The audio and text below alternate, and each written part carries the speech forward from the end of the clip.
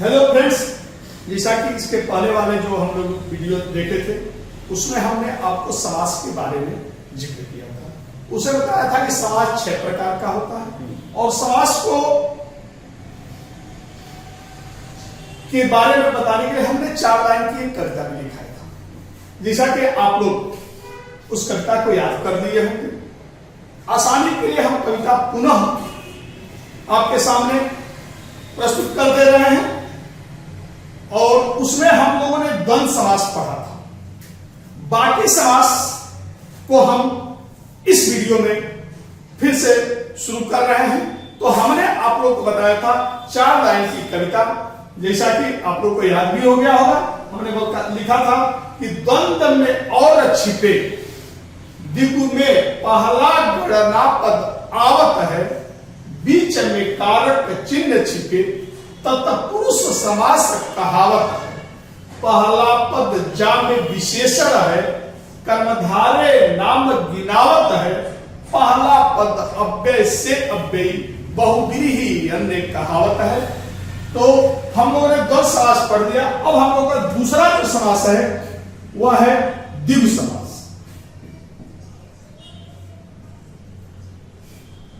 द्विगु समास, तो द्विगु समास में मैंने आप लोगों को बताया था, कविता में है कि द्विगु में पहला गणना पद आवत है। गणना का मतलब होता है संख्या, 1 2 4 8 10 100 20 लाख करोड़, ये जो संख्या है उसको गणना, यानी इसमें पहला पद जो होगा वह संख्या वाचक होता है, गिनती वाला। तो जब पहला पद गिनती वाला होगा तो वहां पर द्विगु समास होगा, यानी इसमें दूसरा पद प्रधान होगा और पहला पद दूसरे पद की संख्या का बोध कराता है। तो जब पहला पद दूसरे पद की संख्या का बोध करावे तो वहां पर द्विगु समास होता है। तो द्विगु समास यानी इसमें पहला पद संख्या वाचक होता है, संख्या वाचक होता है।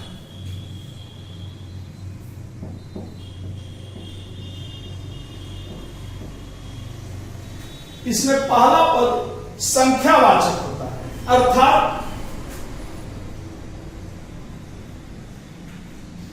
अर्थात द्विगु समास में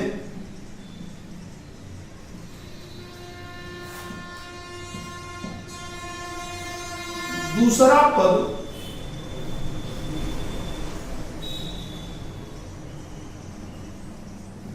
प्रधान होता है,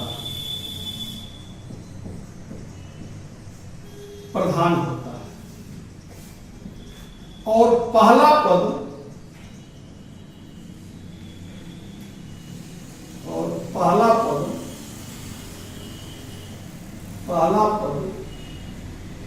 दूसरे पद की संख्या का बोध कराता है, संख्या का बोध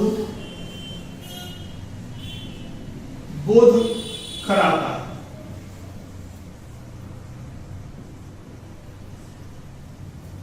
तो द्विगु समास में पहला पद संख्यावाचक होता है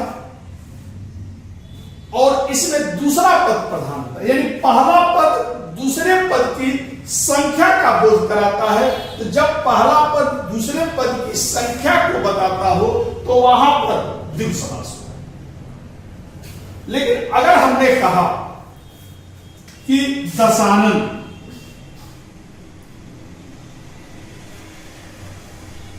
या हमने कहा त्रिनेत्र, या हमने कहा चतुर्भुज, या इसी तरह का अंश, तो हमने कहा दशानन, त्रिनेत्र या इसमें सभी में पहला पद जो होता है वह संख्यावाचक है। जैसे 10 है आनंद से हुआ दशानन, या 3 जिसका नेत्र हो, या 4 जिसकी भुजाएं, चतुर्भुज। तो इन सभी में पहला पद तो संख्यावाचक है, लेकिन ध्यान दीजिएगा द्विगु समास नहीं होगा। क्योंकि जब हम कहते हैं दशानन तो हमारा उद्देश्य यह जानना नहीं होता है कि जिस 10 मुख, आनंद का अर्थ होता है मुख, यानी 10 मुख हमारा कहना उद्देश्य नहीं होता है। जब हम कहते हैं दशानन तो अर्थ निकलता है रावण, या जब हम कहते हैं त्रिनेत्र तो अर्थ निकलता है शंकर जी, या जब हम कहते हैं चतुर्भुज यानी 4 भुजाओं वाला तो हमारा अर्थ निकलता है विष्णु, या जब हम कहते हैं चतुरानन, चतुरानन यानी ब्रह्मा जी। तो जब हम कहते हैं इसमें हम पहले दूसरे पद की संख्या नहीं बताते, इसमें एक अन्य पद प्रधान हो जा रहा है। जैसे कि यहां पर हो जाएगा रावण, यहां पर हो जाएगा शंकर जी, यहां पर हो जाएगा विष्णु, यहां पर हो जाएगा ब्रह्मा जी। तो इसमें अन्य पद प्रधान हो जाता है। तो जब अन्य पद प्रधान होगा तो बहुब्रीही अन्य कहावत है, तो वहां पर बहुब्रीही समास हो। तो अगर आपके एग्जाम में क्वेश्चन आया कि दशानन में कौन सा समास है, अब उसमें द्विगु समास भी दिया है और बहुब्रीही समास भी दिया है, तो यहां पर अन्य पद हावी है, तो आपका अर्थ, आपका जो उत्तर होगा बहुब्रीही समास होगा, न कि द्विगु। लेकिन अगर यही क्वेश्चन आया, अगर विकल्प में बहुब्रीही नहीं दिया, 4 समासों का विकल्प में नाम है, द्विगु भी है लेकिन उसमें बहुब्रीही नहीं है, तब आप लोग द्विगु समास ऐसा लगाइए, क्योंकि पहला पद इन सभी में संख्यावाचक है। लेकिन जब ऐसे शब्द हो और द्विगु और बहुब्रीही दोनों विकल्प में मौजूद हो, तो वहां पर आप बहुब्रीही को ही सही उत्तर लगाइएगा। यानी कि जैसे ही आपने देखा कि पहला पद गिनती वाला है, तो आपके मन में ये तुरंत आना चाहिए कि यह द्विगु समास हो। लेकिन बस आप ध्यान दीजिएगा, चारों विकल्प देख लीजिएगा, अगर विकल्प में बहुब्रीही होगा तो थोड़ा सा आप रुक जाइएगा और देखिएगा कि कहीं अन्य पद प्रधान तो नहीं हो रहा है। अगर अन्य पद प्रधान होगा तो वहां पर बहुब्रीही आंसर लगाइएगा, और अगर अन्य पद प्रधान नहीं होगा तो द्विगु तो होगा ही, तो वहां पर द्विगु लगाइएगा। तो दोस्तों इतना ध्यान आप रखे रहिएगा। तो हम लोग पढ़ रहे हैं द्विगु। तो द्विगु में पहला पद गिनती वाला होता है और इसमें पहला पद दूसरे पद की संख्या का बोध कराता है। जैसे कि हमने कहा कि तिरंगा, तिरंगा, तो तिरंगा कहा तो इसमें पहला पद है 3, यानी 3 रंगों के समूह को, 3 रंगों के समूह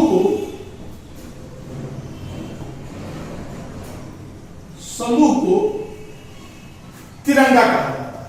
तो जब तिरंगा हम बोलते हैं तो इसमें पहला पद गिनती वाला है, यानी 3 रंगों का समूह या 3 रंगों वाला। तो जो 3 रंगों वाला यानी रंग की संख्या बताता है कि वह रंग 3 है, तो यहां पर तिरंगा में कौन समास होगा? तो तिरंगा में आपका द्विगु समास होगा। इसी तरह हम कहते हैं 4 पाई या 4 फाटक,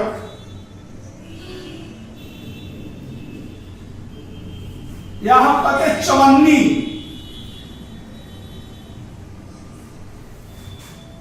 या इसी तरह चौराहा, यानी 4 राहों वाला, चौराहा, तिराहा, या इसी तरह त्रिभुज, त्रिभुज, या पंचमढ़ी,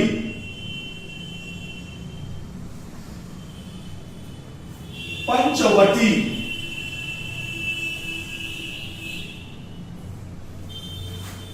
सप्त सिंधु,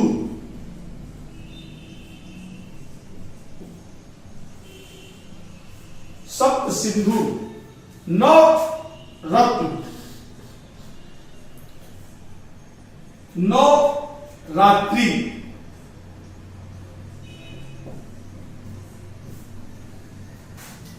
सप्तर्षि,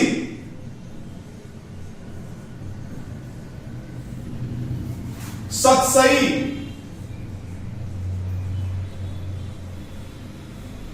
या इसी तरह तमाम सब।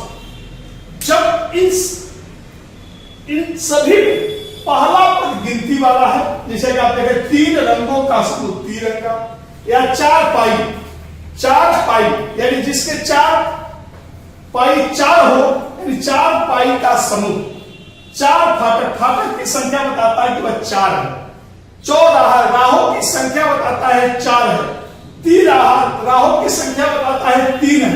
त्रिभुज भुजाओं की संख्या बताता है 3 है। तो इस तरह इसमें सभी पहला पद गिनती वाला आया है, जैसे 4 4 चौ, ती, तिरी, पंच पंच, सप्त, 9 9 सप्त सप्त। तो इसमें पहला पद गिनती वाला है। जब पहला पद गिनती वाला होगा तो वहां पर आपका तत्पुरुष समास, सॉरी, वहां पर द्विगु समास होगा। तो द्विगु समास में आप देखें पहला पद गिनती वाला है और पहला पद दूसरे पद की संख्या का बोध कराता है, और जब पहला पद दूसरे पद की संख्या का बोध कराता है तो वहां पर आपका द्विगु समास होगा। तो द्विगु समास में अब कोई दिक्कत नहीं होगा, बस इतना आपको याद कर लेना है कि द्विगु में पहला गणना पद आवत है, यानी जब पहला पद गिनती वाला होगा तो वहां पर द्विगु समास होगा। तो द्वंद्व में और छिपे, यानी जब देखे आपने पिछले वीडियो में कि जब 2 पदों के बीच में और छिपा है तो वहां द्वंद्व समास होगा, और जब पहला पद गिनती वाला हो, यानी पहला पद दूसरे पद की संख्या का बोध कराए, तो वहां पर द्विगु समास होता है।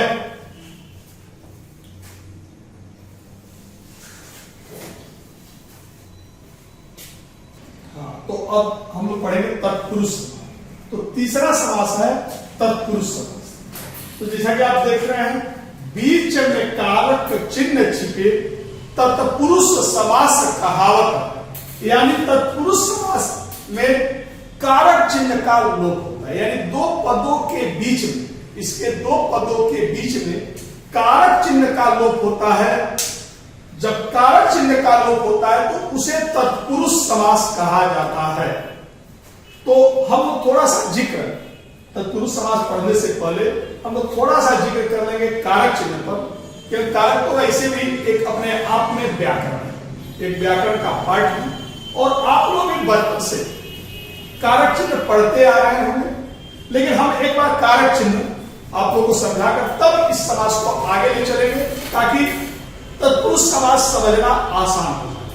तो कह रहा है कि बीच में कारक चिन्ह छिपे तत्पुरुष समास कहावत है, यानी 2 पदों के बीच में कारक चिन्ह का लोप होता है, कारक चिन्ह छिपा होता है, तो वहां पर तत्पुरुष समास होता है। तो 2 पदों के बीच में, 2 पदों के बीच में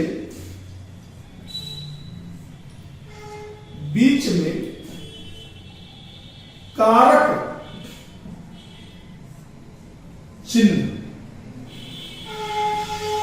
का लोप होता है,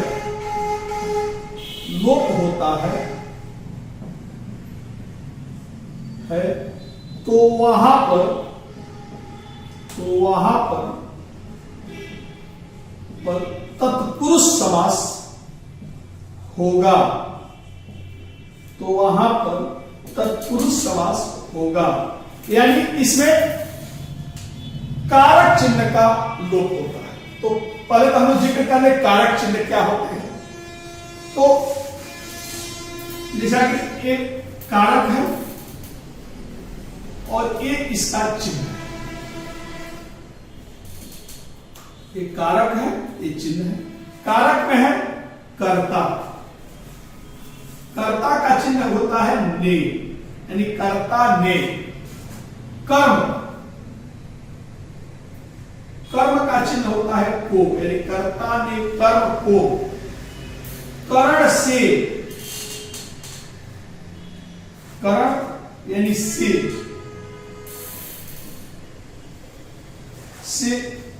या के द्वारा, के द्वारा संप्रदान के लिए, इसका चिन्ह है के लिए, अपादान से। अब ध्यान दीजिएगा, करण में भी से का प्रयोग हुआ है और अपादान का भी चिन्ह है से।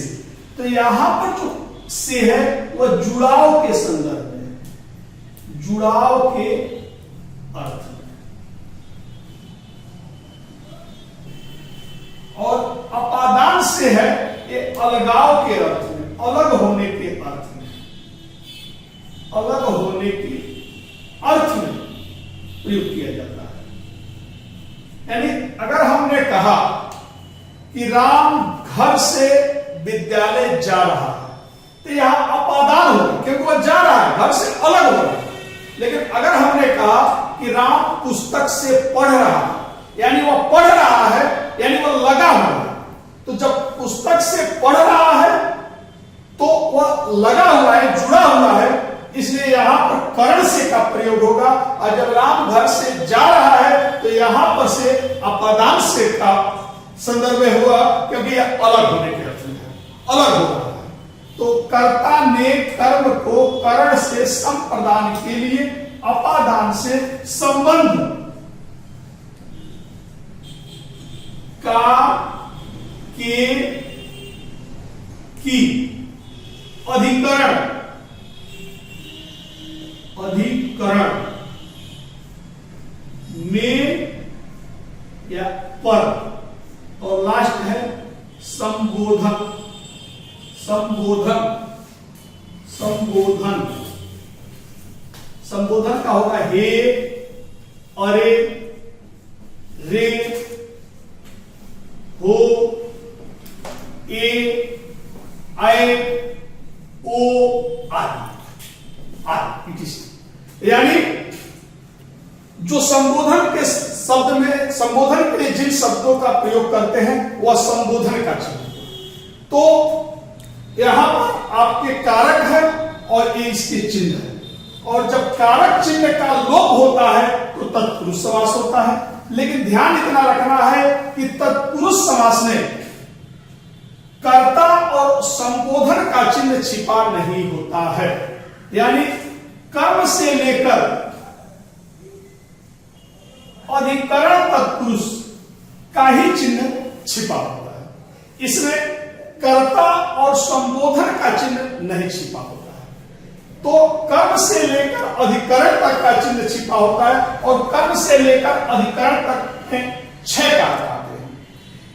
तो समास भी, तत्पुरुष समास भी 6 प्रकार का होगा, और जिसका चिन्ह छिपा होता है वह तत्पुरुष समास होता है। जनरली आप लोगों के जो क्वेश्चंस आते हैं परीक्षाओं में, उसमें आप लोगों को सीधे सीधे पूछता है कि इसमें कौन समास है, और देता है तत्पुरुष समास। लेकिन कभी कभी तत्पुरुष में भी पूछ देता है कौन सा तत्पुरुष है, तो जिसका चिन्ह छिपा हो वह तत्पुरुष समास होगा। यानी तत्पुरुष समास में कर्म कारक से लेकर तत्पुरुष समास में, तत्पुरुष समास में कर्म कारक से लेकर, कर्म कारक से लेकर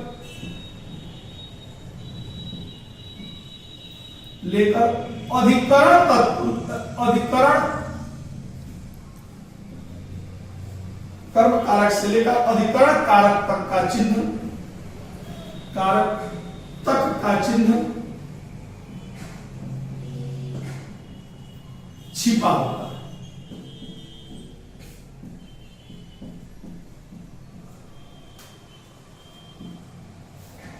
छिपा होता है। तो इसमें कर्म कारक से लेकर अधिकरण कारक तक का चिन्ह छिपा होता है। यानी तत्पुरुष समास 6 प्रकार का होता है। कर्म तत्पुरुष, करण तत्पुरुष, संप्रदान तत्पुरुष, अपादान तत्पुरुष, संबंध तत्पुरुष और अधिकरण तत्पुरुष। तो जिस तरह समास 6 प्रकार का होता है, उसी तरह तत्पुरुष समास भी 6 प्रकार का होता है। तो अब हम लोग पर एक एक तत्पुरुष के एक एक भेद को हम लोग पढ़ लें। तो होता है कर्म तत्पुरुष। पहला है तत्पुरुष समास का भी कर्म तत्पुरुष। कर्म तत्पुरुष समास।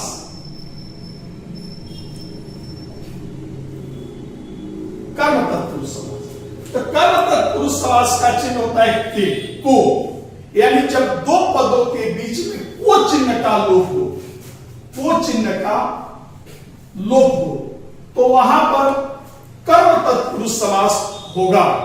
तो जब दो पदों के बीच में को चिन्ह का लोप हो तो कर्म तत्पुरुष समास होगा। जैसे चीड़ी मार, हमने कहा चीड़ी मार,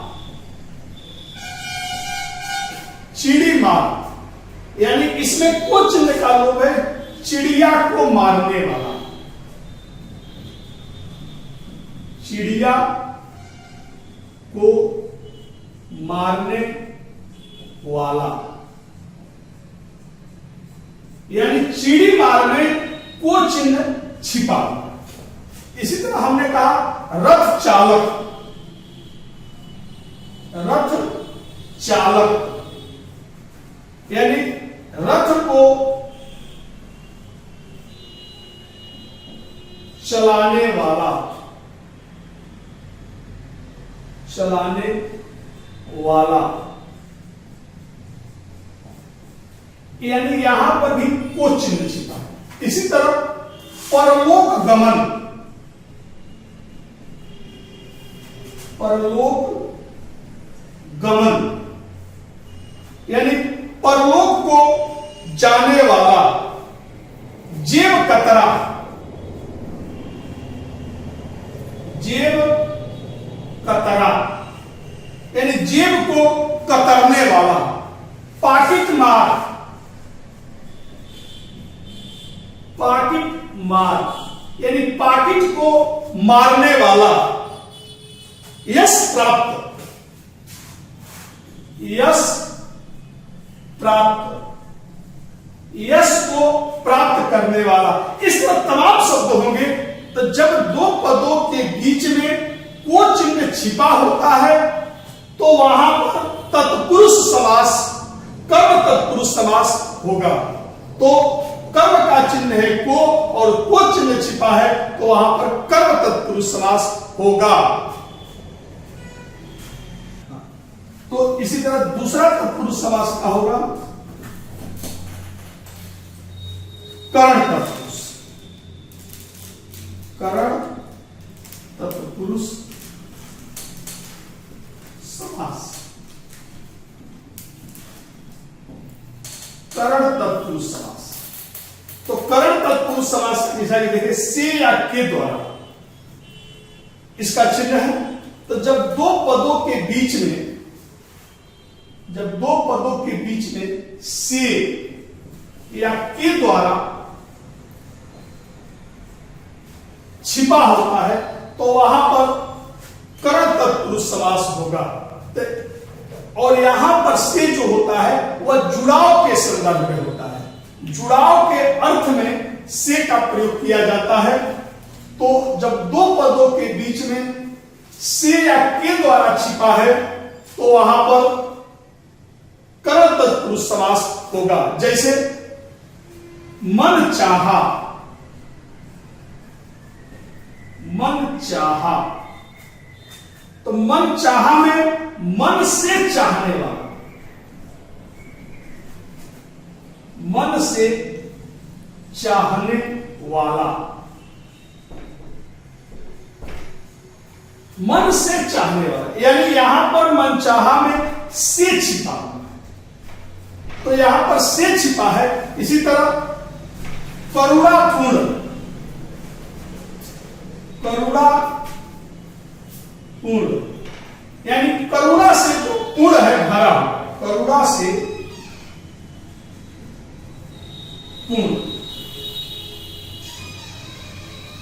करुणा से पूर्ण, तो इसमें भी आपका से छिपा हुआ है। इसी तरह पद दलित,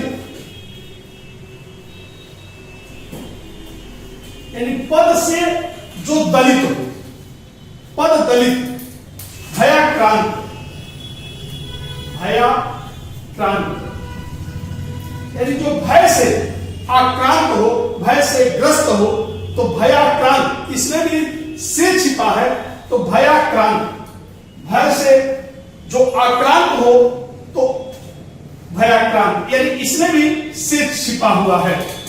इसी तरह मदान्ध, मदान्ध, मद से जो अंधा हो। इस तरह दो पदों के बीच में जब भी से छिपा हो और से जुड़ाव के अर्थ में हो, तो वहां पर कर्ण तत्पुरुष समास हो। इसी तरह के द्वारा भी इसमें छिपा होता है। जैसे हमने कहा तुलसी रचित, तुलसी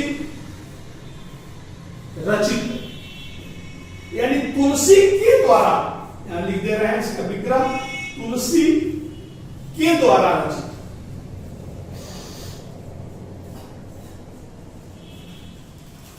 तुलसी के द्वारा रचित। तो इस तरह जो भी शब्द आएंगे, जब से या के द्वारा छिपा हुआ होगा, तो वहां पर कर्ण तत्पुरुष समास होगा। ठीक है, तो कर्ण तत्पुरुष समास में कोई दिक्कत नहीं होगी, तो यहां पर कर्ण तत्पुरुष समास होगा।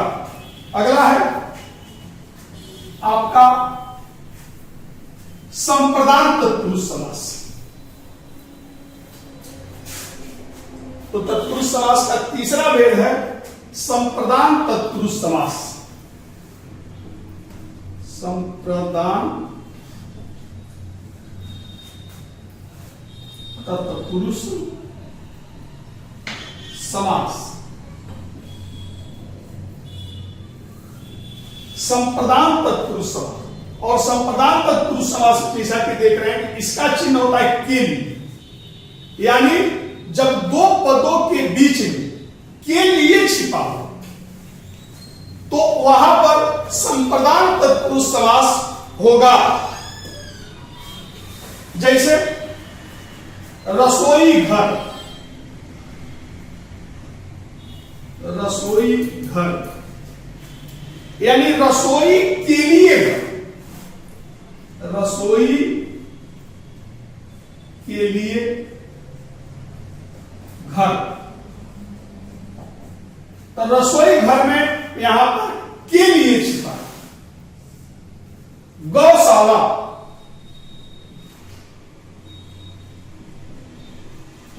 गौशाला यानी गौ के लिए, गाय के लिए, शाला यानी गाय के लिए घर। यज्ञ भूमि, यज्ञ भूमि यानी यज्ञ के लिए भूमि, या इसी तरह देशभक्ति, देशभक्ति, देश के लिए भक्ति, या इसी तरह देशभक्ति, यज्ञशाला, यज्ञ के लिए शाला, या इस तरह तमाम शब्द होंगे। जब दो पदों के बीच में के लिए छिपा होगा, तो वहां पर संप्रदान तत्पुरुष समास होगा। अब इसी तरह चौथा है अपादान तत्पुरुष समास। चौथा होगा इसका अपादान तत्पुरुष समास।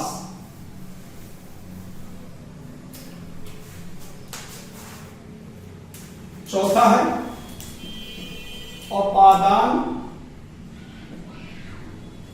तत्पुरुष समास, और अपादान का चिन्ह है से, और यहां पर से अलग होने के अर्थ में है, यानी जब दो पदों के बीच में से छिपा हो और से अलग होने के अर्थ में हो, तो वहां पर अपादान तत्पुरुष समास होगा। जैसे यानी यहां पर से चिन्ह छिपा होता है और से अलग होने के अर्थ में इसका प्रयोग होता है, अलग होने के अर्थ में।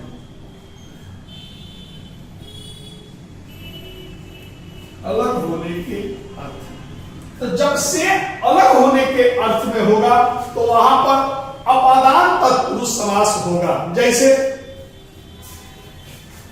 धनहीन, धनहीन, तो जब हम धनहीन कहते हैं तो यानी धन से जो हीन हो गया दूर हो गया, तो धन से हीन। तो धनहीन में भी से छिपा है और से अलग होने के अर्थ में है, इसलिए यहां पर अपादान तत्पुरुष समास होगा। धनहीन या इसी तरह का है पथभ्रष्ट,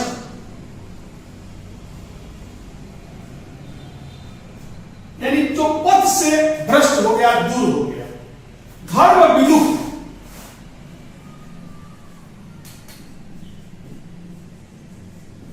यानी जो धर्म से दूर हो गया, तो यहां पर भी से छिपा है। या इसी तरह पदच्युत,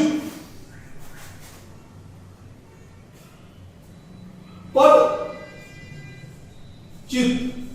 यानी जो पद से च्युत कर दिया गया, हटा दिया गया, तो पदच्युत, यानी यहां पर भी अपादान तत्पुरुष समास होगा। या इसी तरह देश निकाला, देश निकाला, यानी जिसको देश से निकाल दिया गया है तो देश निकाला, तो यहां पर भी से होगा। तो जब दो पदों के बीच में से छिपा होगा तो वहां पर अपादान तत्पुरुष समास होगा।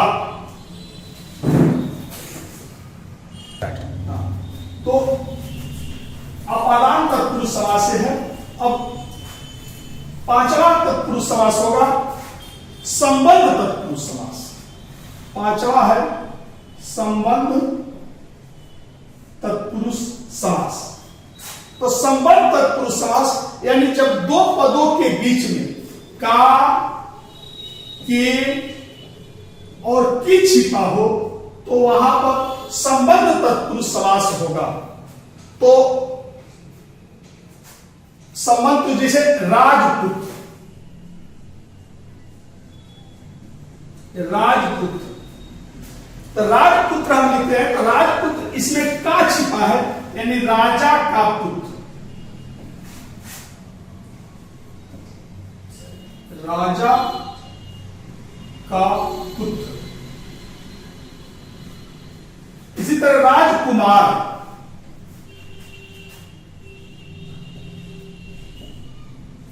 यानी राजा का कुमार, राजा का कुमार। या इसी तरह विद्यासागर,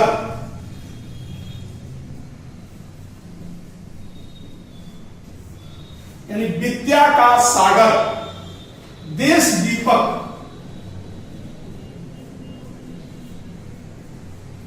देश का दीपक। या इसी तरह राजाज्ञा, राजाज्ञा, राजाज्ञा,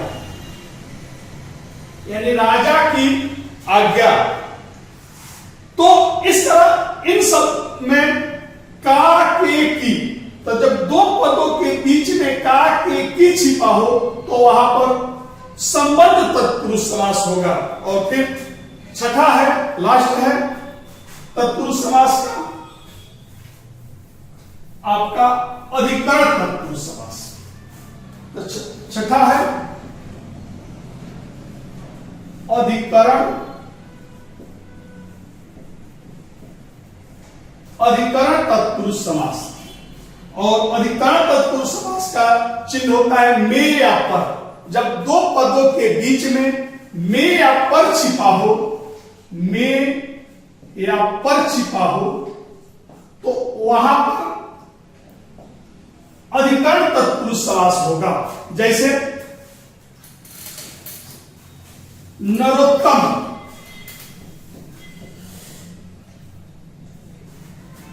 नरोत्तम यानी नरों में उत्तम।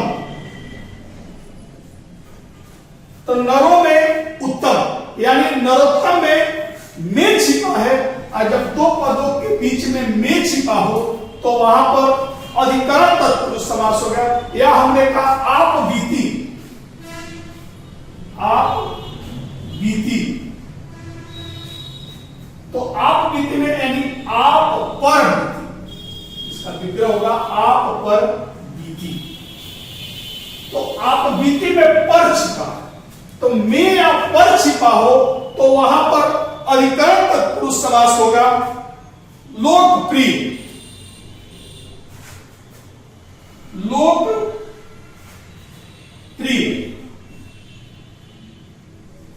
यानी जो लोक में प्रिय हो, लोगों में प्रिय हो, लोकप्रिय, यानी यहां पर में छिपा है। तो या इसी तरह शोक मग्न,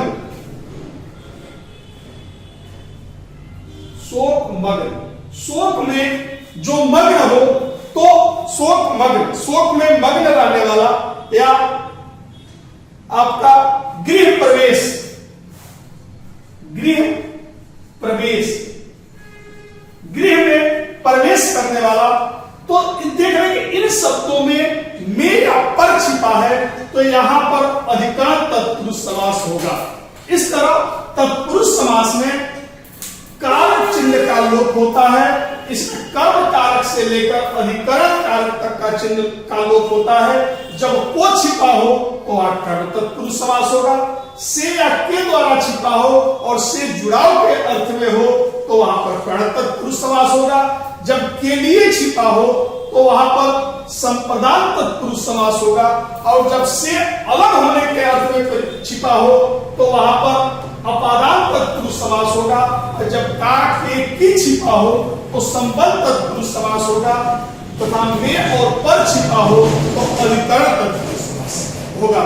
यानी बीच में कारक चिन्ह छिपे तत्पुरुष समास कहावत है। जब दो पदों के बीच में कारक चिन्ह का लोप होता है तो वहां पर तत्पुरुष समास होगा। अब हम लोग पढ़ेंगे अगला कर्मधारय समास। कर्मधारय समास तत्पुरुष समास में अब आप लोग कोई प्रॉब्लम नहीं रहेगा। बस इतने ध्यान देना है कि जिसका चिन्ह छिपा है वह तत्पुरुष समास होगा। तो आप लोग एक बार विग्रह कर लीजिएगा और जिसका चिन्ह छिपा होगा आप लोग आसानी से लगा देंगे। अगर आपको कारक चिन्ह पता है और दो पदों के बीच में कारक चिन्ह का लोप होता है तो आप लोग वहां पर तत्पुरुष समास होता है। जनरली आप लोग क्वेश्चन सीधे सीधे आता है कि कोई शब्द दे देगा तत्पुरुष समास का, उसको पूछे कौन समास है, अब विकल्प में सीधे सीधे लिखता है तत्पुरुष समास। लेकिन अगर तत्पुरुष समास में भी पूछा कि इसमें भी कौन तत्पुरुष समास है तो जिस कारक का चिन्ह छिपा है वह तत्पुरुष समास होगा। अब हम लोग पढ़ेंगे कर्मधारय समास। कर्मधारय समास तो आपका चौथा समास है कर्मधारय समास। और कर्मधारय समास है कि पहला पद जा में विशेषण है, कर्मधारय नाम गिनावत है। यानी जब पहला पद दूसरे पद की विशेषता को बताए तो वहां पर कर्मधारय समास होगा। यानी विशेषण का मतलब होता है कि जब दूसरा पद की पहला पद विशेषता बताए, तो जब पहला पद दूसरे पद की विशेषता को बताएगा तो वहां पर कर्मधारय समास होता है। यानी जब पहला पद दूसरे पद की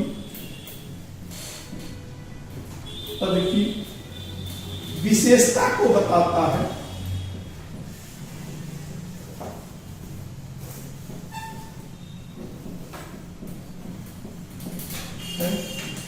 तो वहां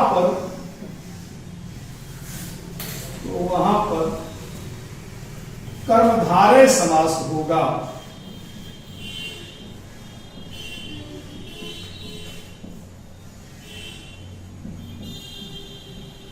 समास होगा तो इसमें पहला पद दूसरे पद की विशेषता को बताता है। और जब पहला पद दूसरे पद की विशेषता को बताए तो वहां कर्मधारय समास होगा। जैसे नील कमल, तो जब हम बोलते हैं नील कमल यानी कमल की विशेषता है कि वह नीला, यानी इसमें दूसरा पद प्रधान होता है और पहला पद दूसरे पद की विशेषता को बताता है, तो यहां कमल प्रधान है और उसकी विशेषता है कि वह नीला, यानी नील कमल, यानी नीला है कमल, नीला है कमल, नीला है कमल, या जो कमल नीला, तो जो कमल नीला यानी कमल की विशेषता है कि वह नीला है, तो यहां पर कौन सा वास होगा, तो यहां पर कर्मधारय समास होगा। या इसी तरह नील गाय, यानी गाय की विशेषता है कि वह नीली है, न काली है न पीली है, वह गाय नीली, तो नील गाय, इसमें भी कर्मधारय समास होगा क्योंकि नील गाय की विशेषता को बताता है। या इसी तरह कमल नयन,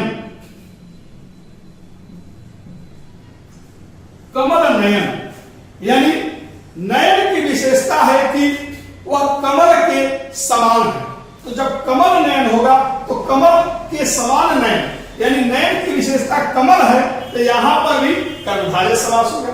या इसी तरह कनक लता, कनक लता, यानी जो लता कनक के समान है, तो इस लता की विशेषता है कि वह कनक के समान है, तो कनक लता यानी लता की विशेषता है कि वह कनक के समान है, तो यहां पर भी आपका कर्मधारय समास हो गया। इसी तरह चंद्रमुखी, यानी मुख की विशेषता है कि वह चंद्रमा के समान है, तो इस तरह जब पहला पद दूसरे पद की विशेषता को बताता है तो वहां पर कर्मधारय समास होगा। अब पांचवा है अव्ययी भाव समास, पांचवा है अव्ययी भाव समास।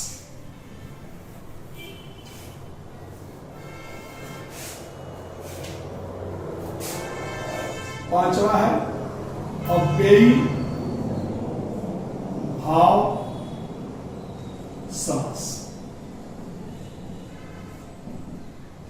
अव्ययी भाव समास। तो कह रहा है कि पहला पद अव्यय से अव्यय, यानी पहला पद यदि अव्यय है तो वहां पर अव्ययी भाव समास होगा। हालांकि मैं आप लोगों को अलग से अव्यय पढ़ाऊंगा, क्योंकि जब तक आप ये नहीं जानेंगे अव्यय शब्द होता कौन है, तब तक इसको समझना थोड़ा सा मुश्किल होगा। तो हम आपको अलग से जब शब्द पढ़ाएंगे, और शब्द को 5 भागों में डिवाइड किया जाता है, संज्ञा, सर्वनाम, विशेषण, क्रिया और अव्यय, तो उस समय हम आप लोगों को अव्यय पढ़ाएंगे। हम हमारे आगे के वीडियो में अव्यय पढ़ाया जाएगा, और अव्यय को भी 4 भागों में डिवाइड किया जाता है।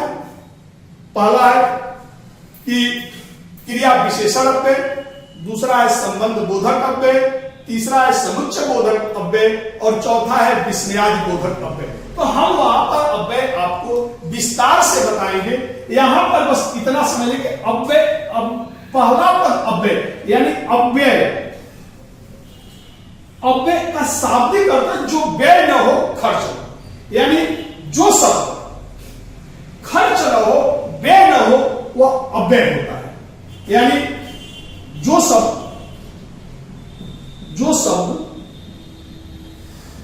संज्ञा, सर्वनाम, विशेषण,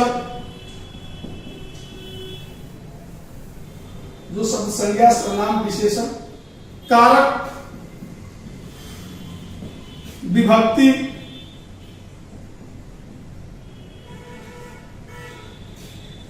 लिंग आदि के अनुसार परिवर्तित न हो, बदले न, उसे अव्यय कहा जाता है। और जब पहला पद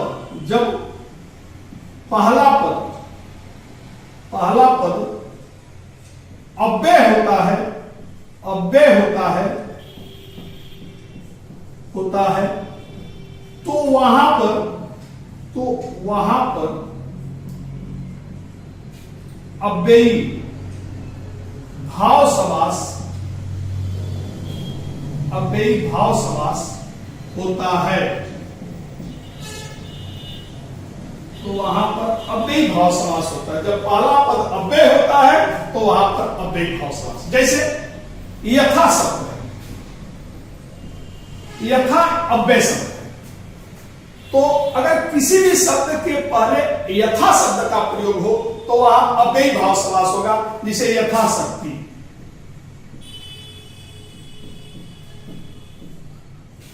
यानी शक्ति के अनुसार। तो यहां पर पहला पद यथा है, अव्यय है, तो यथाशक्ति में अव्ययी भाव समास है, या यथासिद्ध।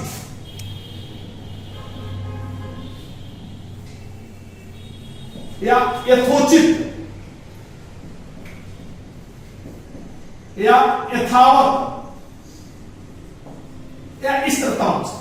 तो इन सभी में पहला शब्द यथा आया है और यथा अव्यय शब्द है, तो यथा, तो इन सभी शब्द जो है वो अव्ययी भाव समास हो गए। या इसी तरह आ शब्द अव्यय है, तो अब जिन शब्दों के पहले आ लगा होगा वह सभी शब्द अव्ययी भाव समास होगा।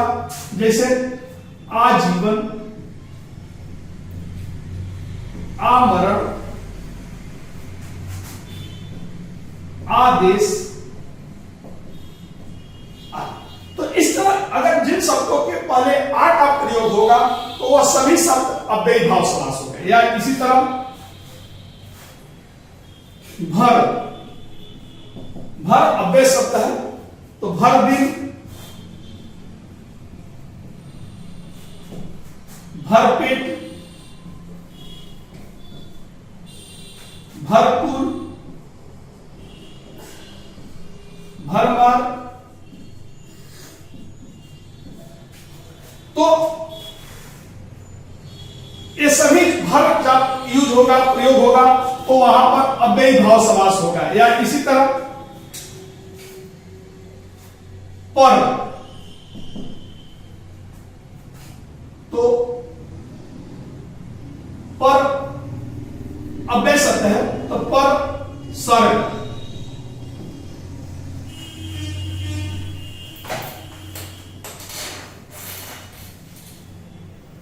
पर सर्ग। या इसी तरह उप अव्यय शब्द है, तो उपवेद, उपहार।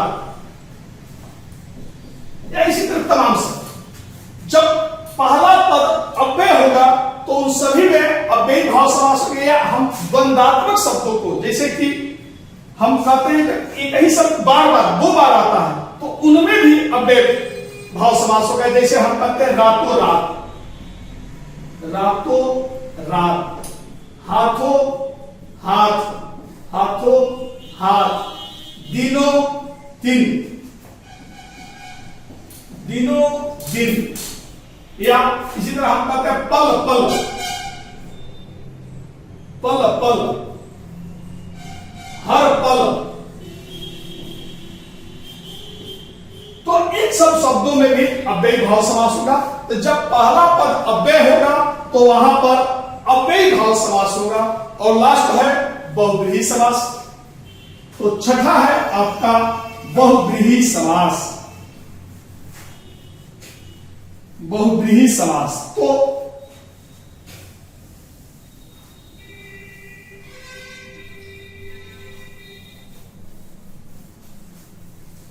छठा आपका बहुव्रीहि समास।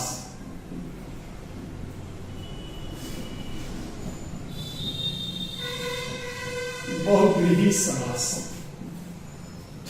तो बहुव्रीहि अन्य कहावत जिसे कर्ता है बहुव्रीहि, यानी इसमें दोनों पद गौण होता है, एक अन्य पद, तीसरा पद महत्वपूर्ण होता है। तो जब दोनों पद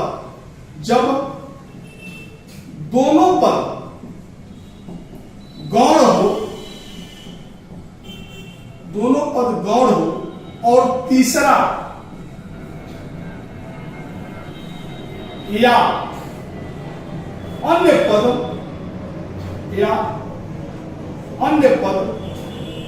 महत्वपूर्ण हो जाए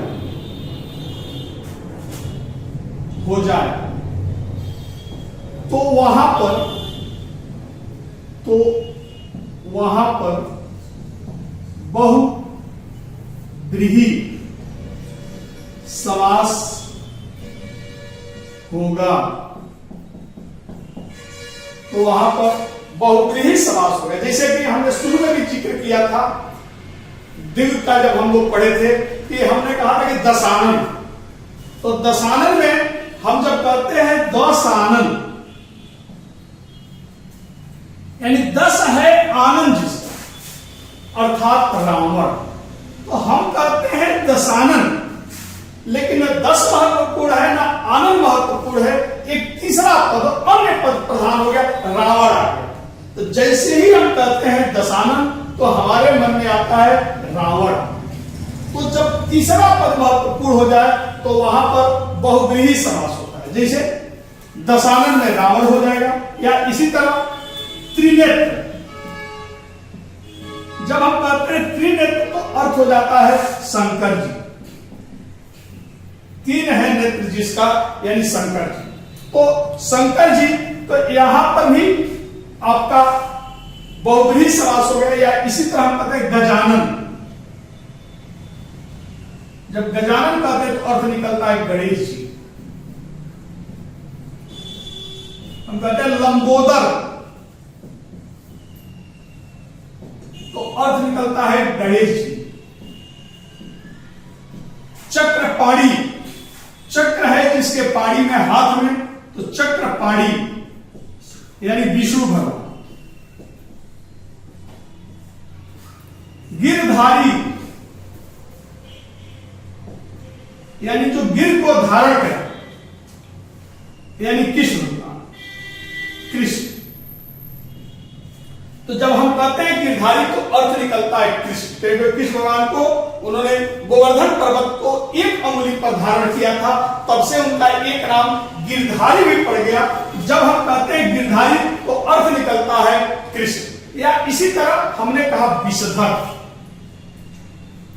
विषधर यानी विश्व को धरने वाला, यानी सर्प। तो जब हम कहते हैं विषधर तो विषधर कहते हैं तो हमारे दिमाग में आता है सर्प, यानी अन्य पद प्रधान हुआ। तो यहां पर भी बहुव्रीहि समास हो गया। या मृगेंद्र,